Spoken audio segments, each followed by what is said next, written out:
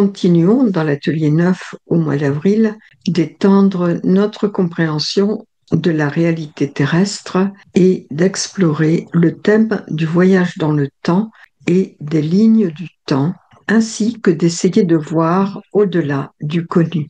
Aujourd'hui, nous allons explorer le projet Looking Glass, une technologie qui permet d'évoluer du passé au futur pour analyser les conséquences d'actions du présent. L'origine du projet Looking Glass se situe dans le contexte de la guerre froide, une époque où les gouvernements investissaient massivement dans des recherches secrètes et des technologies du renseignement, y compris dans des domaines peu conventionnels, comme par exemple le remote viewing, la vision à distance.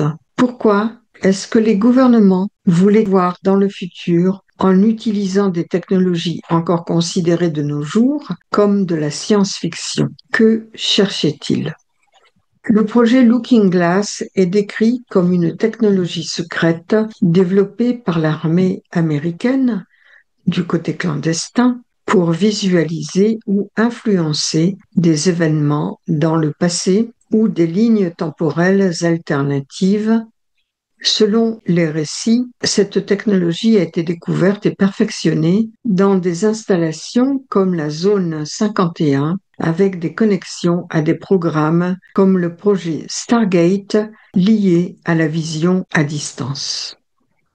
L'idée centrale est que la technologie Looking Glass permettait de voir des probabilités futures ou de manipuler des chronologies, souvent dans le contexte d'une lutte entre des forces positives et des forces négatives. Les personnes impliquées et qui ont exposé ce projet sont deux lanceurs d'alerte, Bill Wood et Dan Burisch, au travers d'interviews qui ont été faites dans les années 2011 et 2012, il y a une quinzaine d'années, par Kerry Cassidy de la chaîne Projet Camelot. Je m'étais moi-même beaucoup intéressée à ce que je vais vous raconter maintenant.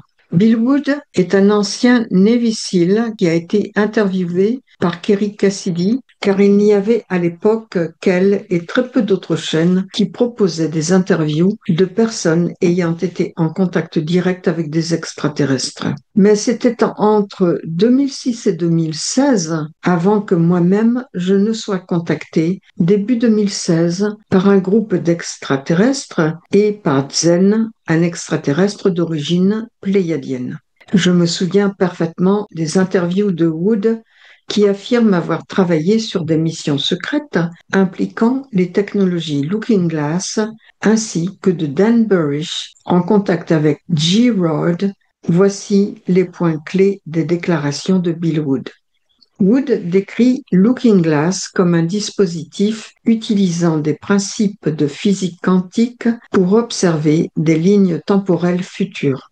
Il soutient que l'appareil montrait une convergence des chronologies vers 2012 où un événement inévitable, appelé le Grand Réveil, marquerait la fin du contrôle des élites et un tournant positif pour l'humanité. Selon Wood, toutes les lignes temporelles possibles convergeaient vers un seul résultat, rendant toute tentative de manipulation par les élites futile. Les chronologies se seraient à nouveau élargies, laissant ensuite place à de nouvelles possibilités. Wood mentionne avoir été contacté par un groupe positif de patriotes au sein du gouvernement américain et des agences comme la CIA ou le FBI qui luttent pour un avenir positif. Wood insiste sur le fait qu'il ne peut pas révéler trop de détails car cela pourrait compromettre les résultats positifs attendus. Il encourage des actions comme des actes de bonté pour influencer favorablement l'avenir.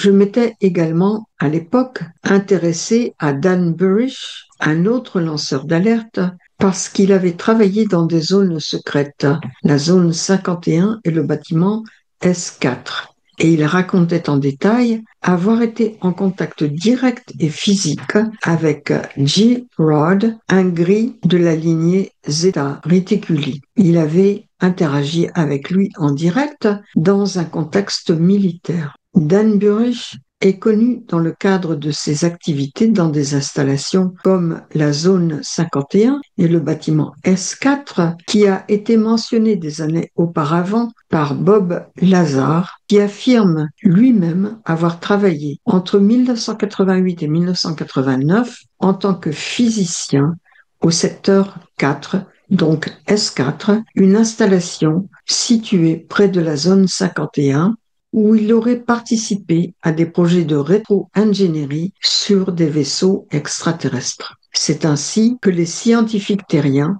qui étaient impliqués dans ces programmes secrets ont pu copier-coller des technologies extraterrestres et développer des programmes sur Terre. L'un d'eux est bien entendu l'Internet, qui a été au départ développé par des militaires. Mais nous reviendrons sur les technologies terrestres qui ont été développées à partir de technologies extraterrestres récupérées par rétro-ingénierie dans la présentation du 26 juin 2025.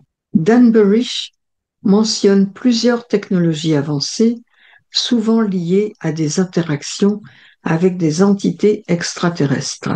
Voici un résumé des principales technologies qu'il affirme avoir étudiées, et lui aussi parle du projet Looking Glass. Selon lui, le dispositif est décrit comme une technologie dérivée de l'ingénierie copier-coller depuis des artefacts extraterrestres permettant de visualiser des événements futurs ou des lignes temporelles alternatives. Il fonctionne en exploitant des principes de physique quantique et des champs gravitationnels pour accéder à des fenêtres temporelles. Selon Burrish, Looking Glass projetterait des images de futur influencées par les émotions et les intentions des personnes présentes lors de son utilisation. Il aurait été utilisé dans des réunions de haut niveau pour orienter des décisions stratégiques, notamment en modifiant des traités avec des entités extraterrestres. Burrish affirme que plus de 50 dispositifs similaires ont été construits à travers le monde, fonctionnant en connexion avec des trous de verre ou des portails naturels.